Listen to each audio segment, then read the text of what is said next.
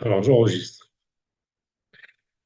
Donc, tous ces midrashim qui parlent de la faute du veau d'or s'entremêlent, amènent des réponses en général partielles et ramènent beaucoup de questions qui ne sont pas résolues non plus. Et la manière dont on va l'aborder, nous, je ne l'ai pas trouvé là-bas. Je ne l'ai pas trouvé dans l'Aubert Bloise, donc la liste des, comment dire, des commentaires qui ramènent, et surtout des midrashim qui ramènent. Pourtant, la base même de ce que je vais ramener, c'est la Gemara, simplement, le Talmud. Et le Rashi qui va le commander, commenter, pardon. Mais avant de dire ça, il faut voir que cette faute-là est tellement étonnante que on voit le Ramban qui nous dit que il rejette complètement le fait que les Béné Israël soient tombés dans la déchéance spirituelle. Et il dit, parce qu'il ne peut pas y avoir un seul insensé en ce monde, il écrit ça, pour penser que c'est l'or de leur boucle d'oreille qui les a fait sortir d'Égypte. Pourquoi il dit ça? Parce qu'on va voir plus tard que le veau d'or a été fabriqué avec les boucles d'oreilles des enfants d'Israël, que leur a demandé Aaron, et qui se sont prosternés en disant voici tes dieux Israël. Il dit ça, c'est absolument impossible de penser que c'est quelque chose qui est arrivé. Donc ça, c'est le Ramban qui, je n'oserais pas le dire moi, mais lui, il le dit. Maintenant, voilà le Talmud qui va un peu donner une autre allure à cette faute-là.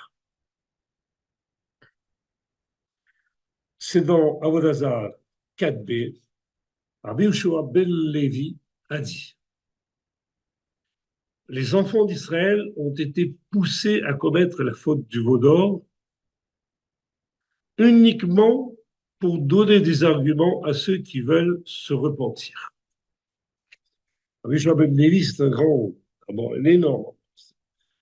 Donc, ce qui est dit là, c'est dit par un sage du Talmud, donc c'est d'une force extraordinaire.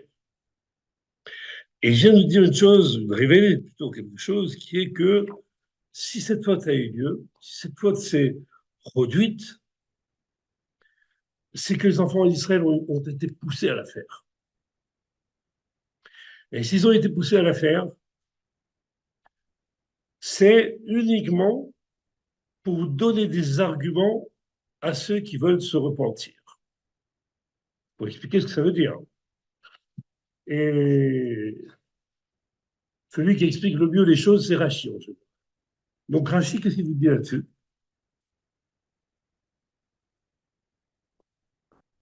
Rachi nous dit que les enfants d'Israël étaient inébranlables.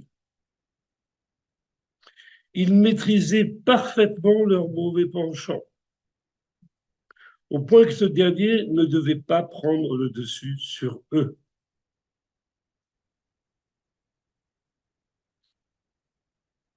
Première partie. Donc, il confirme que cette faute, les Israéliens ont été poussés à la faire. Ils étaient suffisamment grands pour maîtriser leur Yetzirah. Et donc, que s'est-il passé? Je poursuis Rachid. C'est un décret du roi du monde qui a permis à leur penchant de les dominer, afin de donner une réponse aux arguments de ceux qui chercheront à se repentir. Ça veut dire de donner des arguments à ceux qui vont chercher à se repentir. Quels arguments? On a besoin d'arguments pour faire tchouva. Quelle histoire? Il dit en fait, il explique ça comme ça. De sorte que si un fauteur venait à se décourager et à dire inutile de chercher à me repentir, ma faute est trop lourde, on ne m'acceptera jamais. Alors si Ben Israël qui nous disait, il se ramenait comme ça, en disant que je ne peux pas faire tchouva parce que j'ai fauté tellement que c'est impossible pour moi, on pourra lui rétorquer. Prends exemple sur la faute du veau d'or. Malgré leur hérésie, ils ont demandé le pardon et le repentir a été accepté. On comprend un peu mieux ce que voulait dire Rabbi Yehoshua ben Levi, que donc, on est arrivé à un point où Akadosh Baruch Hu, il a décidé de faire fauter les Bnei Israël d'une faute extrêmement grave, dans le but que, dans le but que dans, comment dire, toutes les générations qui vont suivre jusqu'à la fin, personne ne puisse dire j'ai trop fauté, je ne peux pas me repentir. Ça, c'est le cœur, disons, de ce dont on va parler maintenant. Le cœur dans le sens où on voit qu'il y a la direction même de la faute, la motivation de la faute, elle vient d'Hachem, de lui-même. Hachem lui-même qui les a fait faute. Au point que le Maharal, il exprime son étonnement. Maharal, qu'est-ce qu'il dit, le Maharal? Il dit comment comprendre qu'Hachem décrète de faire fauter celui qui n'est pas enclin de le faire. Cela dépasse l'entendement. Pourquoi Hachem il va faire fauter quelqu'un qui l'attend? Après, il faut expliquer, donner des réponses à sa propre question.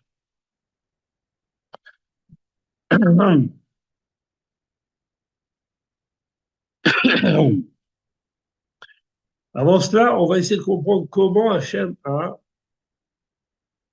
projeté comment a agi afin que le béni Israël faute. Comment il les a poussés en quelque sorte. Un Talmud dans Souka explique que le penchant de l'homme accroît chaque jour son emprise sur lui et cherche à le tuer. Si ce n'était l'aide qu'il reçoit d'Hachem, l'homme ne pourrait pas lui résister. C'est une sentence connue des Chachamim qui nous explique qu'en réalité, l'homme est constamment poursuivi par son Yetzirah, qui veut chercher à le tuer. Quand on dit le tuer, il faut bien comprendre qu'il s'agit d'une mort spirituelle. Tuer pour le Yetzirah, tuer la personne qu'il habite, ça veut dire l'éloigner d'Hachem, qui est la source de vie. Donc, on voit que ce penchant-là, chaque jour, il essaye de prendre le dessus pour tuer l'homme, pour l'éloigner d'Hachem.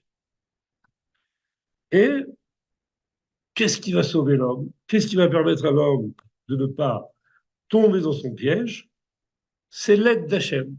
Hachem va l'aider pour qu'il ne tombe pas. Alors le Maharal, il nous dit, au sujet du Yodor cette fois-ci, il dit que quoi? S'il n'avait pas été nécessaire d'apporter une réponse à ceux qui veulent se repentir, Hachem aurait aidé les Hébreux à se sauver de l'incitateur, Satan, Satan, celui qui va les pousser à fauter, c'est-à-dire leur Yetzirah.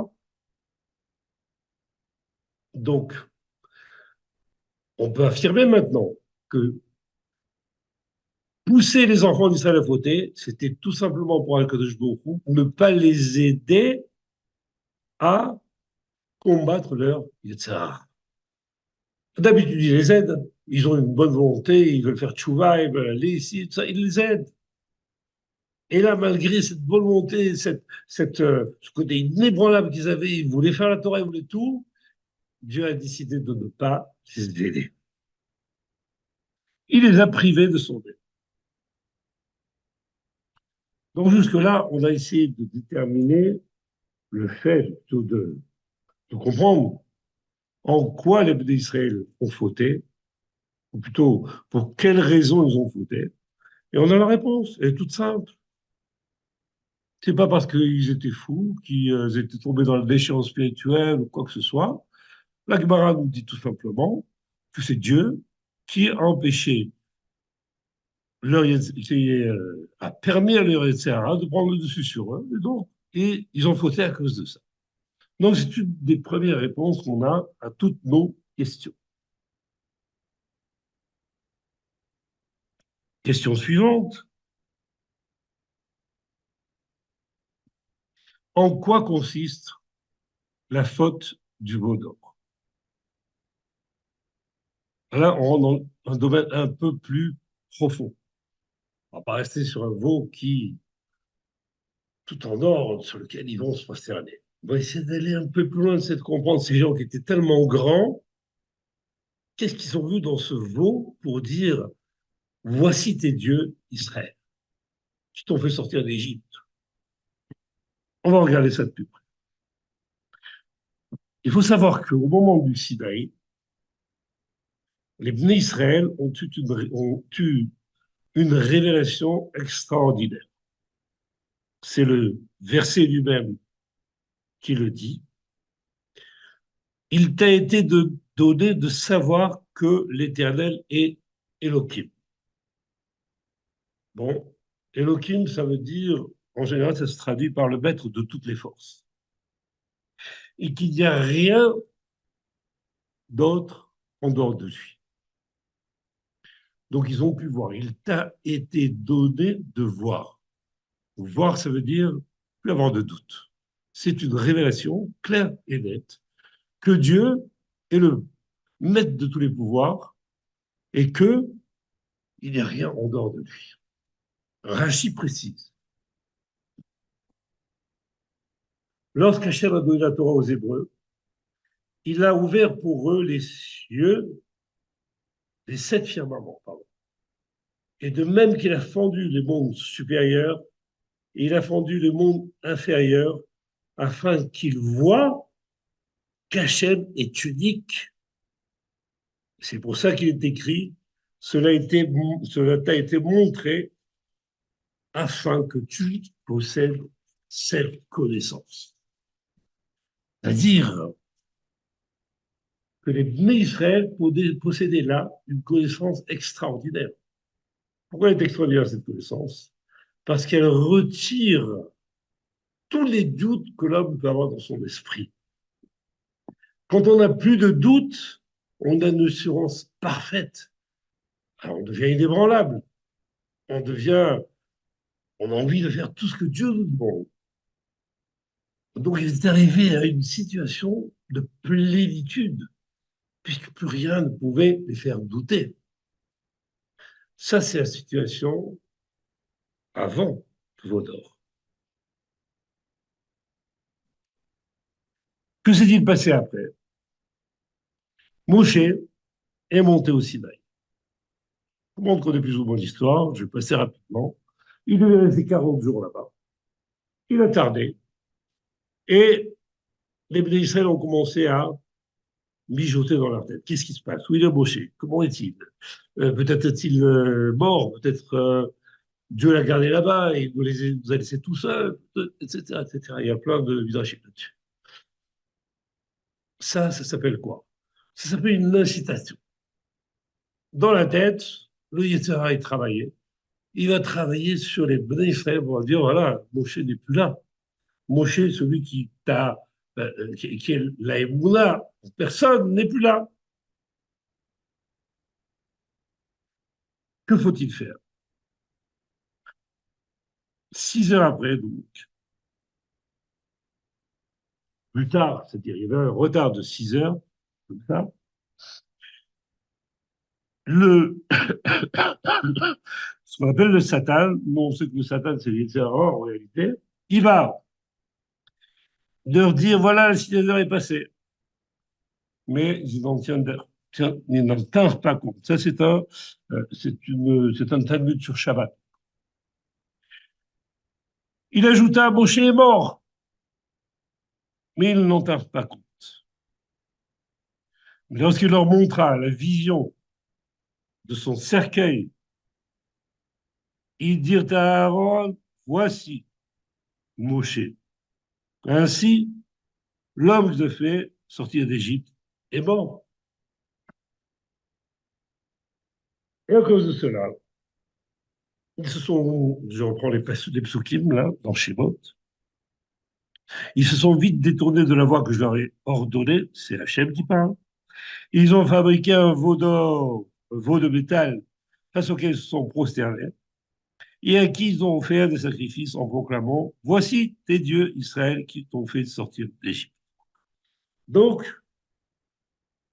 la nature humaine, c'est-à-dire que Sarah, a fait son travail. On comprend pourquoi il a été réussi, tout simplement parce qu'ils n'ont pas reçu l'aide d'Hachem.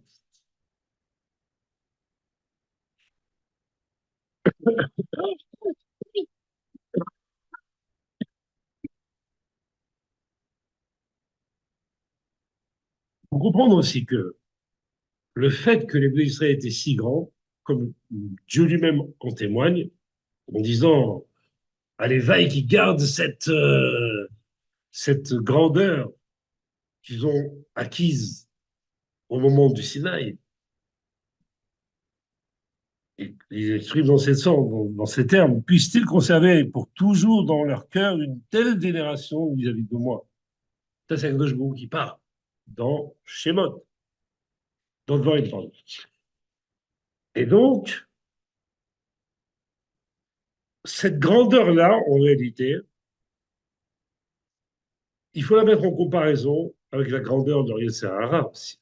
Pourquoi? Parce que les sages ont affirmé dans Souka, celui qui a de plus grande qualité que son ami possède aussi un mauvais penchant plus grand que lui. Donc, si vous voulez, ils étaient à un niveau extrêmement élevé, mais leur penchant les a suivis. Alors, Dieu, il aurait très bien pu les aider à quand même se battre contre de leur mauvais penchant. Mais là, hein, il était tellement grand et Dieu ne les a pas aidés. Donc, qu'est-ce qui s'est passé exactement?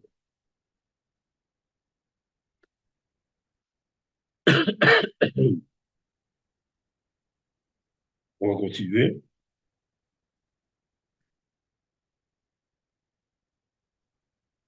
Ils se sont retrouvés donc à prendre Aaron, qui leur demande l'heure de leur boucle d'oreille, avec lesquels il va fabriquer le veau d'or. Le veau d'or, il y a tellement de versions que je ne veux pas le peine d'en parler. Il est né tout seul, il a été fabriqué, il a été gravé, etc. Peu importe.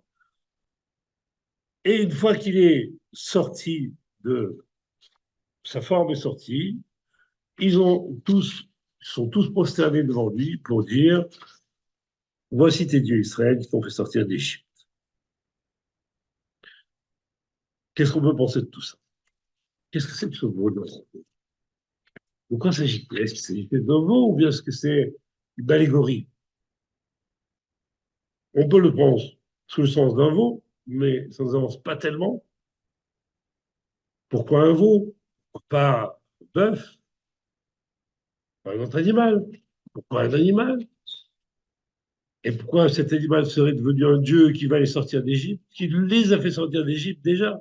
Ils disent, qui nous a fait sortir d'Égypte? C'est complètement incompréhensible. Alors on va se tourner là vers une chose de presque mystique, presque, c'est pas du mysticisme en réalité, où on explique dans le Zohar que le mot Elohim est subdivisé en deux mots en réalité. Le premier est le mot Elé, et le deuxième, c'est le im renversé, c'est-à-dire mi. Elohim donne Elé, mi. Or, Elohim, c'est le Dieu qui a été, c'est le nom de Dieu que l'on a connu en premier. C'est quoi exactement que ce mot-là, si on le décompose, sans le décomposer, ça veut dire j'ai une partie qui s'appelle Elé. Elé, c'est une question, c'est un mot en hébreu qui signifie ceci, cela. quelque chose que je vois, que je peux représenter, dont je peux donner une définition, elle. Et le mot mi, c'est le sens d'interrogation. De quoi s'agit-il? Qui est-ce? Qui est-ce? Or, Dieu, on sait qu'il se cache dans la nature. C'est très bien. Dans la nature, par exemple, on voit des choses tellement merveilleuses qu'on peut dire que c'est Dieu. Et puis on voit des choses qui sont abominables. On se dit, mais c'est qui? Qui a fait ça? Est-ce que Dieu, il est là-dedans? Il est là. Où est-il? Et les, ça veut dire, je vois Dieu, je vois tout, tout est parfait pour moi. Mais ça veut dire, j'ai une interrogation permanente.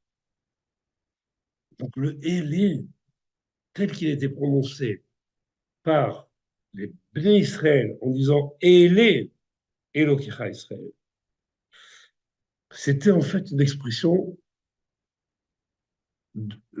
d'espoir, de vouloir retrouver ce qu'ils avaient connu déjà auparavant, qu'on avait décrit, les sept cieux ouverts, on voyait tout, etc. Où là, il n'y avait pas de doute, aucun doute. Élé, cette forme-là de Élé, c'est ça qu'on, c'est cette forme-là que l'on veut désigner comme Dieu. On ne veut plus de mi. Le mi ne doit plus exister pour nous. Mi, avoir une interrogation, on ne veut pas.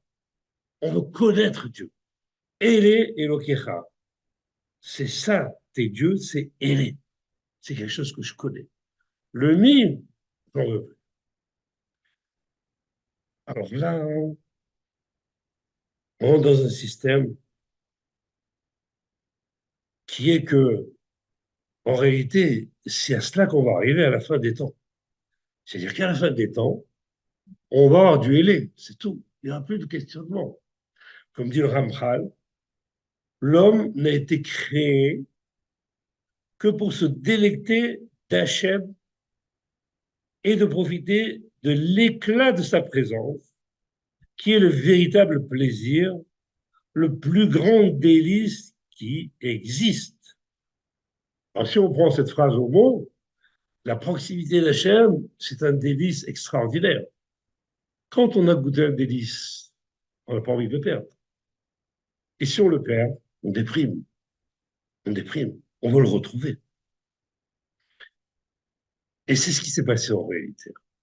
Les Israéliens sont arrivés à un niveau extrêmement élevé. Ils étaient en proximité avec Dieu. Ils avaient le aîné devant eux. Ils avaient quelque chose qui était indiscutable. Pas de question. Tout est formé parfaitement. Et il est Elohim Israël. C'était ça. Ils voulaient le retrouver à travers le veau d'or. Pourquoi un veau, pourquoi de l'or, etc. C'est pas la peine de chercher trop aujourd'hui à rentrer dedans. Mais chaque mot a une signification très profonde. Donc le Héré, c'est ça qu'il voulait. Et ça ça qui a été perdu avec la disparition de Moshe en réalité. Puisque Moshe, c'était leur lien direct avec Akadosh Baruch Hu. C'est lui qui faisait le lien, qui les amenait, qui le faisait revenir vers lui. Et il voulait continuer à vivre de toute manière dans la connaissance formidable de la grandeur d'Hachem, son unité parfaite. Pour ça, ils l'ont perdu. Ils ont demandé Aaron, fais-nous des dieux, tout ça, ça, etc. Tout ça, vous l'avez perdu. C'était perdu. En réalité, maintenant, il faut se poser la question. Pourquoi Dieu les a mis dans une telle situation? Pourquoi finalement, c'est lui qui a provoqué sa révélation. C'est lui qui a fait disparaître sa révélation. Qui les a mis dans une situation de fauteuil pour pouvoir retrouver cette situation. Pour quelle raison? Qu'est-ce qu'il veut? Qu'est-ce qu'il veut d'eux? Qu'est-ce qu'il veut de nous? En réalité, le Maharal, il répond comme ça. Il dit. On va essayer de comprendre après. C'est extraordinaire, c'est du Maharal. Il dit l'essentiel du degré d'Hachem de les faire fauter, l'essentiel du décret d'Hachem de les faire fauter, pour quelle raison Hachem voulait les faire fauter, ne portait pas sur la faute. C'est pas qu'il voulait les faire fauter. C'était pas ça le but d'Hachem. Mais sur la teshuva. Quand j'ai dit, qu'est-ce que tu veux dire par là? pas sur la foi, mais sur la téchouva. En réalité, en réalité, quand ils ont vu la grandeur d'Hachem, et j'étais au point le plus proche d'Hachem qui soit. Et ça, personne n'a réussi à y arriver, à part peut-être Adam Arishon, mais encore. Et de là, à je vous dis maintenant que vous avez goûté à ça, je vous le retire. Quand tu le retires, je vous le retire pour que vous ayez le désir de le retrouver et que cela va être votre travail. Ce que vous avez reçu là, c'est gratuitement. Mais quand, comme dit le Maharal, le Ramchal, ils l'ont eu gratuitement. Mais quand tu as quelque chose gratuitement, ça n'a pas autant de valeur que si tu le gagnes par tes propres moyens. Sinon, tu as ce qu'on appelle des Hamad qui souvent, c'était une honte ou une gêne de recevoir quelque chose que tu ne mérites pas. Or, quand il donne quelque chose qui est parfait, il ne peut pas le donner avec le sentiment de gêne qui va avec. C'est impossible. Donc, qu'est-ce qu'il a fait? Il a donné cela. Cela forme à l'intérieur de tous les d'Israël un désir de retrouver cette plénitude. Ce désir de retrouver, c'était le moteur qui va leur permettre d'arriver à la tchouva, c'est-à-dire à retourner jusqu'à haut, jusqu'à l'endroit où ils étaient là, jusqu'à Hachem. Donc maintenant, on comprend parfaitement toute l'histoire qui s'est passée. Pourquoi? C'est-à-dire, Rabbi Yoshua l'a dit au début, était, je me rappelle bien,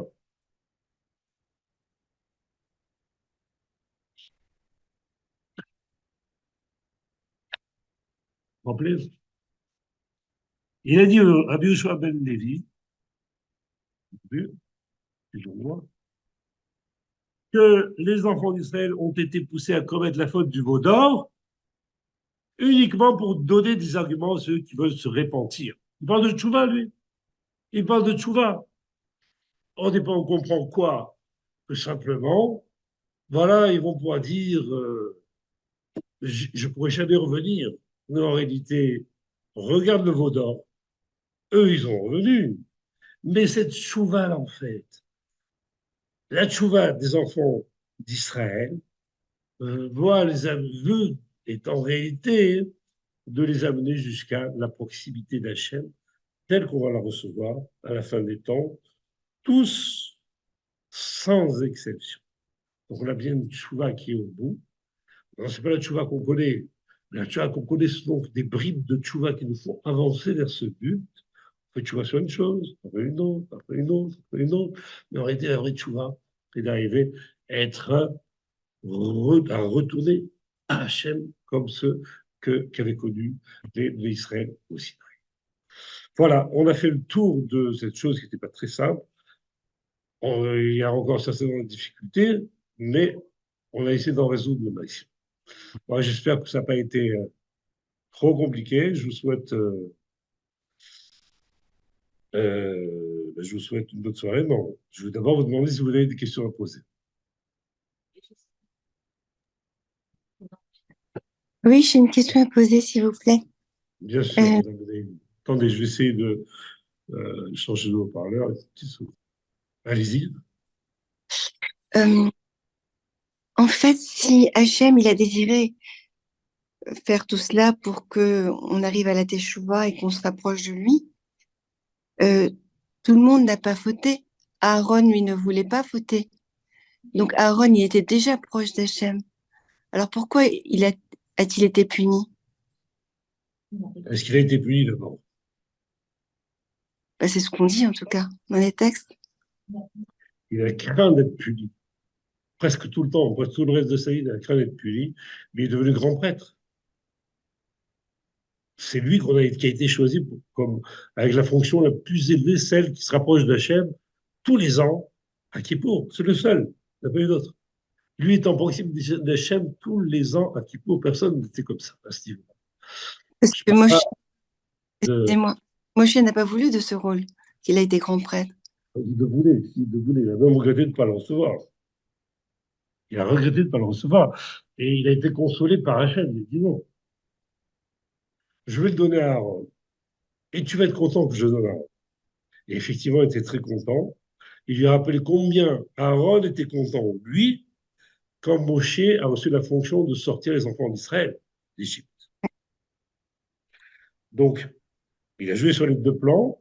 Et effectivement, Moshe était très content euh, que Aaron prenne cette fonction. Et lui, il a d'ailleurs eu cette fonction pendant une semaine avant l'inauguration.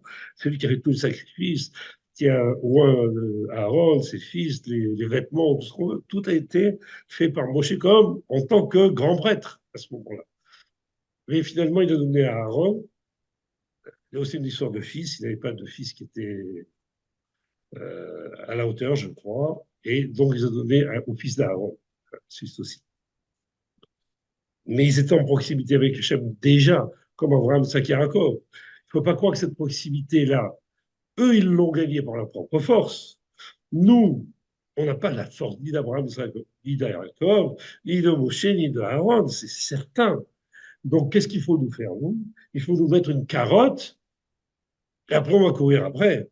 C'est quoi la carotte? C'est que Dieu lui-même va nous montrer ce qu'est la proximité, sa proximité, et après, grâce à la Torah, on va courir après cette proximité en travaillant sur nous.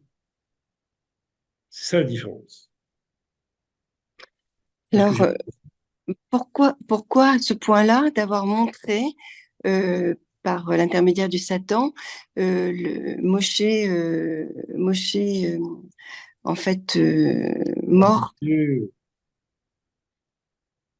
Comment, pardon? Abandonné, c'est ça. Je n'ai pas compris, Et excusez-moi.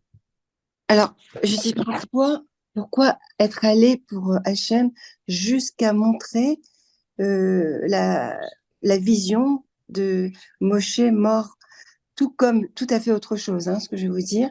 Tout comme à Sarah, on a montré la vision, le Satan a montré la vision de son fils mort. Et, euh, et elle en est morte, justement. Alors, euh, quel intérêt? Comment elle aurait pu se rapprocher d'Hachem de cette façon-là? Je fais la comparaison, même s'il n'y a peut-être pas lieu Oui, d'être. oui, je comprends parfaitement. Bon, on a bien compris que c'est un piège d'Hachem. Il n'y a pas de problème.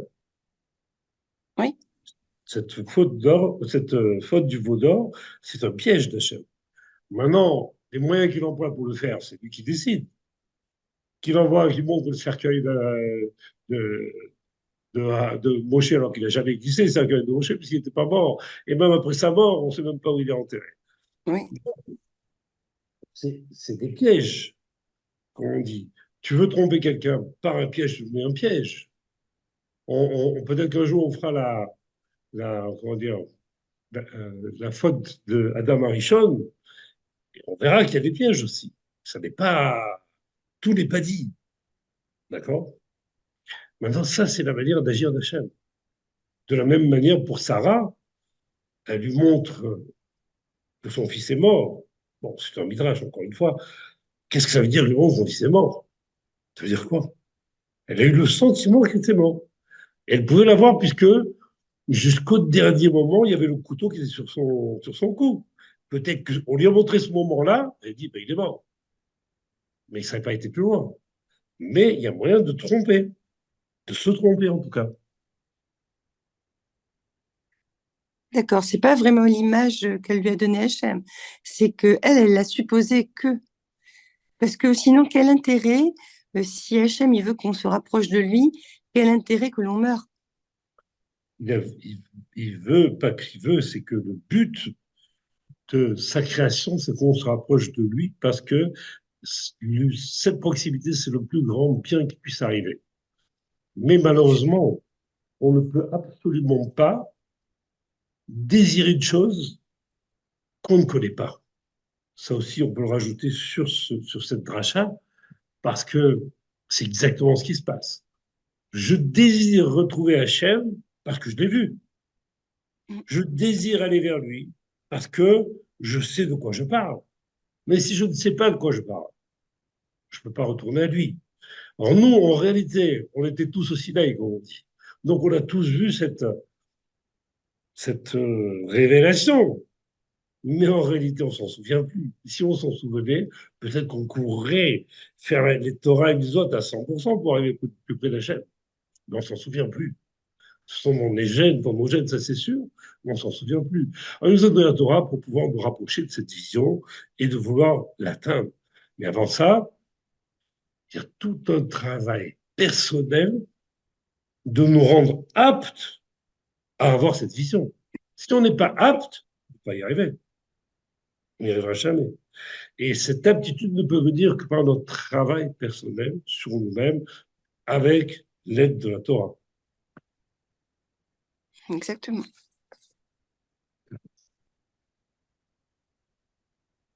Tout à fait d'accord.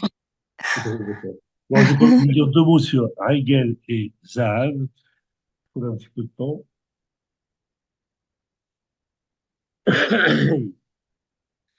Hegel, c'est en fait la racine du mot, il a la même racine que le mot rigoul.